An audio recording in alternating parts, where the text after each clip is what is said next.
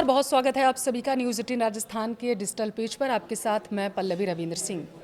3 मई को NEET UG की परीक्षा का आयोजन किया गया था, जिसमें लगभग 23 लाख के आसपास जो छात्र थे वो बैठे थे, इस उम्मीद से कि उनका जो सपना है अब साकार हो जाएगा। लेकिन उनके सपनों पर, उनके सालों की मेहनत पर पानी फिर चुका है। और ये ठीकरा किस पर अब फोड़ा जा रहा है, कौन इसका जिम्मेदार बताया जा रहा है, क्योंकि अब विपक्ष भी इस पर हमलावर हो चुका है। इसका जिम्मेदार बताया जा रहा है एनटीए वो संस्थान जिस पर जिम्मेदारी की पूरी पारदर्शिता के साथ इस एग्जाम को कराया जाता। लेकिन अब जो जानकारी सामने निकल कर आई वो बेहद गंभीर जानकारी ये कि जयपुर में जो प्रिंटिंग पॉइंट था जहां पर पेपर्स को प्रिंट किया जा रहा था, वहीं से पेपर लीक हुआ। ये बहुत बड़ा अपडेट इस मामले में। इस सब को लेकर के अब जो कयास लगाए जा रहे हैं वो किस ओर रुख करते हुए नजर आएंगे, इसका जिम्मेदार कौन है, क्या छात्रों का भविष्य अब अधर में लटकता हुआ नजर आएगा, विस्तार से चर्चा करेंगे। हमारे साथ राजनीतिक विश्लेषक सूर्या मैथिल जी जुड़े हुए हैं। सर, बहुत स्वागत है आपका न्यूज़ 18 राजस्थान पर। धन्यवाद।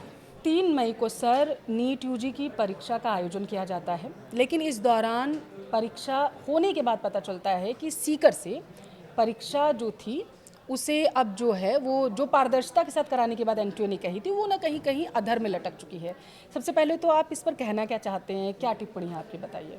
देखिए, परीक्षा चाहे कोई भी हो, ये परीक्षा एक तो स्पष्ट होनी चाहिए, पारदर्शी होनी चाहिए, और जो भी योग्य अभ्यर्थी हैं वो इसको कंडक्ट करके पास करे, यही मोटो रहता है हर टेस्टिंग एजेंसी का। और जैसा कि सीकर में मामला आया और उसके बाद स्पेशल ऑपरेशन ग्रुप राजस्थान जो है एसओजी राजस्थान पुलिस की, उन्होंने जब इसकी इन्वेस्टिगेशन की तो पाया कि जो 150 के आसपास सवालों का लगातार कॉन्टिन्यूसली जो एक पूरा का पूरा गैस पेपर मिला जो कि हूबहू मिलता जुलता था नीट पीजी की यूजी की परीक्षा का जो पेपर है उससे। अब इसमें ये समझने वाली बात है पल्लवी जी कि आखिर वो कौन लोग थे जिन्होंने ये किया। तो मैं कहूँगा कि वो लोग थे जो इंश्योर करते हैं 100% एग्ज़ाम क्लियर कराने की गारंटी देते हैं, जो कहते हैं कि आप हमारे यहाँ अगर आएंगे, एडमिशन लेंगे तो हम आपको इस बात की गारंटी देते हैं कि आप हर हालत में पास होंगे। तो इस जो पेपर लीक है इससे एक बार फिर से शिक्षा माफिया का एक काला चेहरा जो है वो साफ हुआ। और मैं आपको एक और जानकारी देता हूँ, अभी लेटेस्ट जानकारी है। लेटेस्ट जानकारी ये है कि केवल जयपुर की प्रिंटिंग प्रेस से ये पेपर लीक नहीं हुआ, ये पेपर लीक हुआ था नासिक की प्रिंटिंग एजेंसी से। वहाँ पर डमी पेपर जो डुप्लीकेट पेपर है उसकी कॉपी प्रिंट आउट लिया गया था, उसके बाद ये सर्कुलेशन हुआ। तो केरलम, उसके बाद आपका राजस्थान से ये मामला महाराष्ट्र की तरफ चला गया है। और महाराष्ट्र से आप देखिएगा, अभी इन्वेस्टिगेशन तो गोइंग ऑन है, आगे देखिए देश के कितने हिस्सों में से नीट संगठन को जिम्मेदारी इसलिए दी गई थी सूर्या जी कि ये पारदर्शिता के साथ पेपर कराएगा। लेकिन हमने देखा कि पिछले 7 साल का अगर हम रिकॉर्ड निकाल के देखें तो ऐसी खामियां रही हैं। 2024 में भी ऐसी चीज़ें पाई गई थी जब ये देखा गया था कि नकल हुई थी, और उसके दरमियान लगातार हमने देखा कि खामियां रही हैं, लेकिन उन खामियों को भरा नहीं गया। उसका खामियाजा किसे भुगतना पड़ा? क्योंकि सूर्या जी हम देखते हैं कि जब कोई एक बच्चा पेपर देता है तो सिर्फ वो पेपर नहीं देता, उसके साथ उसका पूरा परिवार उस एग्ज़ाम की तैयारी करवाता है। उन लोगों को तो भविष्य अधर में लटक गया ना, अब उनको और ज़्यादा टाइम स्पेंड करना पड़ेगा इस पे, क्योंकि पेपर तो उन्हें दोबारा देना ही है।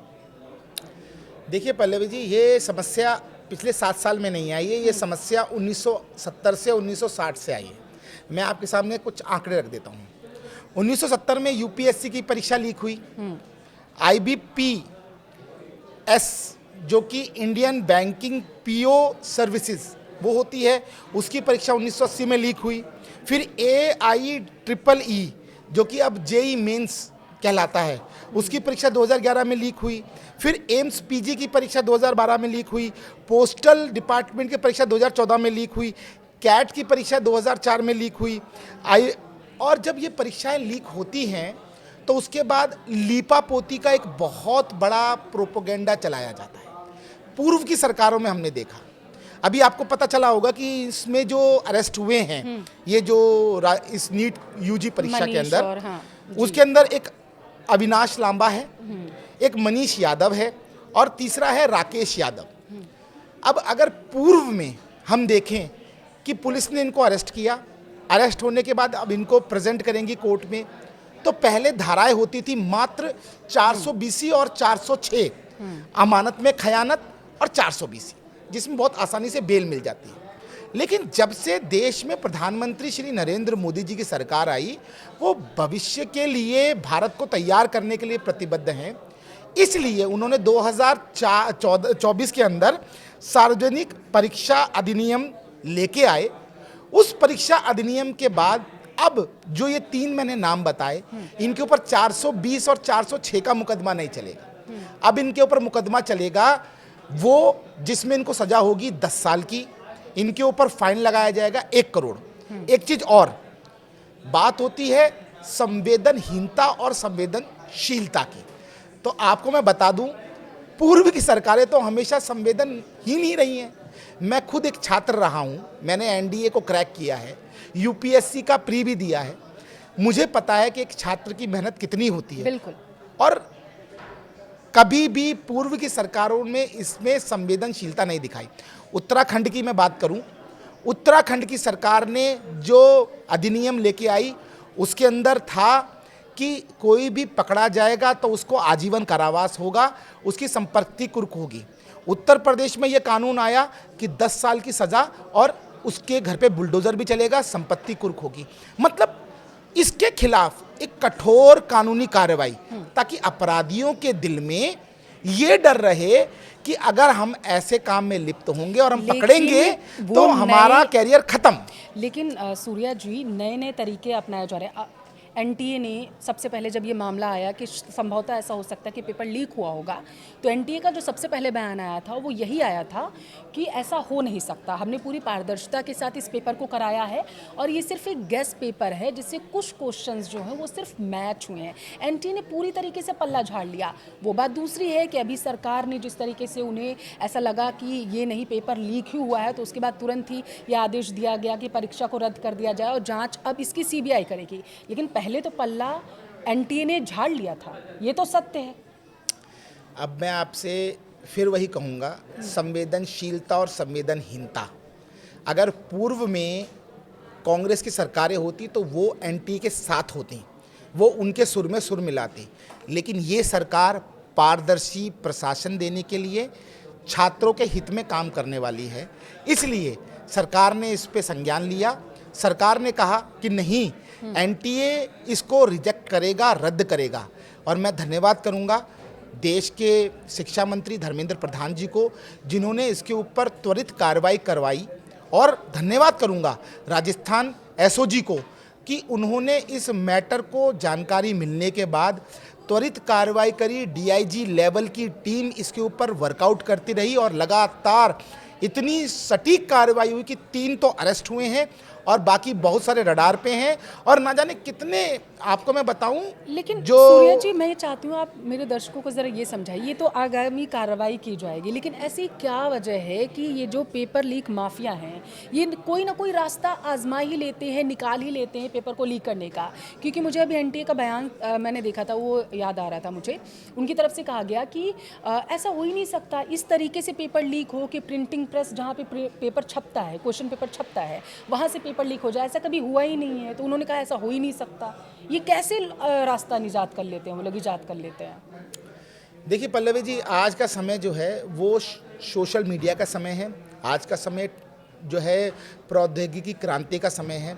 आज के समय ऐसे ऐसे गैजेट्स मिल गए हैं और देखे जाते हैं, जो कि अगर ये कागज़ मैंने रखा हुआ है तो इस कागज़ के ऊपर केवल आप हाथ में लगा हुआ है गैजेट घुमाएंगे और वो चीज़ स्कैन हो जाएगी। तो हम जैसे जैसे प्रौद्योगिकी बढ़ रही है, एआई सिस्टम बढ़ रहा है, तैसे तैसे चुनौतियां बढ़ती चली जा रही हैं। लेकिन मैं आपको एक बात और बताऊंगा, फिर रिपीट करूंगा, संवेदनशीलता और संवेदनहीनता। एक सरकार इस देश में ऐसी भी रही जिसने नकल विरोधी कानून लागू किया, श्रद्धेय स्वर्गीय कल्याण सिंह जी बाबूजी ने, और उसके बाद सरकार बदली, सरकार आई सपा की 1993 में, और तब उस नकल विरोधी कानून को वापस लिया गया। ये देश ने देखा, और मुलायम सिंह जी के वो शब्द मुझे अच्छे से याद आते हैं। उन्होंने कहा था कि नकल अगर बच्चे नहीं करेंगे तो क्या चोरी करेंगे। जिन सरकारों का राज रहा, अगर उनकी मानसिकता ये रही तो ये माफिया फला फूला, ये सिंडिकेट फला फूला। और मैं आपको अब यहाँ पर नाम अगर मैं लेना शुरू करूंगा, बहुत सारे, नहीं मैं नाम लेना अगर 20 सेकंड और 20 सेकंड अगर मैं नाम लेना शुरू करूंगा आपको, तो जितने भी पूर्व में ये निकलेंगे ना आपके पास में से किंग पिंस, तो वो कोई ना कोई कांग्रेस से जुड़ा मिलेगा और कोई सपा से, कोई कांग्रेस से। एक और बात, गहलोत सरकार में 19 टेस्ट कंडक्ट कराए गए, उनमें से 17 टेस्ट को पेपर लीक हुए, और आज भजनलाल सरकार में ये पहला मामला आया है जो कि पेपर लीक का मामला है। पेपर लीक हो रहे थे, इसी वजह से शायद राजस्थान की जनता ने पुरानी सरकार को वोट नहीं दिया और अब बीजेपी वहाँ सत्ता में है। मैं आपसे ये समझना चाहती हूँ कि क्या आपको ऐसा लग रहा है कि अगर ये परीक्षाएं ऑनलाइन आयोजित की जाएं, क्योंकि अब कई टीचर्स की तरफ से बयान आ रहा है कि ऑनलाइन अगर आयोजित होगी ऑफलाइन की जगह पे तो और ज़्यादा पारदर्शिता आएगी, और हमने देखा है कि लगातार बीजेपी की तरफ से कहा जाता है कि सब कुछ अब डिजिटलाइज किया जाएगा, तो क्या आपको लगता है ऐसा अगर हो जाए तो कुछ और ज़्यादा पारदर्शिता आएगी? तो मैं एक प्रौद्योगिकी बैकग्राउंड से हूं और मुझे पता है कि किस किस प्रकार के टेक्निकल टूल्स आज के समय में चल रहे हैं, जहां पर ऐसे ऐसे एआई टूल चल गए हैं जो कि पूरा बैंकिंग सिस्टम का डेटा जो है वही डिलीट कर देते हैं। तो अगर ऑनलाइन टेस्ट आप कंडक्ट कराएंगे, उस सर्वर में कोई श्योरिटी नहीं है कि वहाँ पर रिमोट एक्सेस नहीं होगा, या फिर आप बच्चे जो हैं वो ईपी लगाकर कंडक्ट नहीं करा लेंगे जो चुनाव है। ये जो ये पेपर्स होते हैं, इन पेपर्स की बहुत हाइजीन मेंटेन करनी पड़ती है। इन पेपर्स के अंदर हमको ये देखना ज़रूर पड़ेगा कि वहाँ पर बच्चा किसी तरीके से कोई नकल तो नहीं कर रहा है, कोई योग्य बच्चा पीछे रह जाए केवल इसलिए कि एक नकलची बच्चा नकल मार के आगे निकल जाए। ये पूर्ण रूप से एक तरीके से उस बच्चे के संग में विश्वासघात हो। एक लास्ट सवाल आपसे, क्या आपको लगता है कि ये जो बड़े बड़े कोचिंग सेंटर्स हैं और इनकी भूमिका भी क्या ऐसे लीक्स में शामिल हो सकती है? क्योंकि ज़्यादातर देखा जाता है बड़े बड़े उद्योगपतियों के, बड़े बड़े रसूखदारों के ही कोचिंग सेंटर्स होते हैं। क्या इनकी संलिप्तता इसमें हो सकती है अगर जाँच का दायरा और बढ़ाया जाएगा? बिल्कुल, और ये आपको मैं बताऊं, अभी ये जांच यहाँ रुकने नहीं वाली है, इस पर पीएमओ बहुत गंभीरता से देख रहा है। वरना ऐसा नहीं हुआ आज तक के इतिहास में कि बिगर कोर्ट के इंटरवीनेंस के कोई भी परीक्षा रद्द हुई हो। ये परीक्षा त्वरित रूप से रद्द की गई, और ये आगे आके सरकार ने कहा है कि हम इसकी जांच करा रहे हैं।